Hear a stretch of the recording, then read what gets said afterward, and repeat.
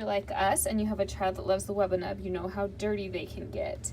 And if you're also like us and have a child who only wants the same one, they get even dirtier and you can't replace it as easily. As you can see, I've sewn new binkies onto this one because Oliver loves this more than anything. So I'm going to show you the easiest way. There's a couple ways you can do it, but I prefer this method. It's using the washing machine, and all you need is some Dreft or baby friendly laundry detergent and just like a lingerie laundry bag. So first you're gonna put your binky into the laundry bag. I feel like this protects the binky and the pacifier, and it's just a little bit easier to clean it. I would do it by itself unless you're doing baby laundry.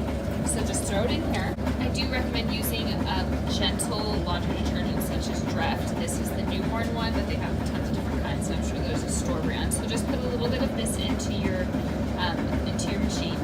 Put it on a low side that's small and warm should be fine, and then just let it go until it runs through the whole cycle. After it's done in the washing machine, just take it out and look, looks so much cleaner. You will want to wash this off just in case there's some residual laundry detergent on it, and then you don't want to put this into the washing machine or to the dryer. Let it air dry, but it should dry pretty quickly. This has been done for about 20 minutes and it's already almost dry. So hopefully that helps you to wash your child's Wubbanub, make it a little cleaner, spruces it up a little bit. Let us know if you have any questions in the comments.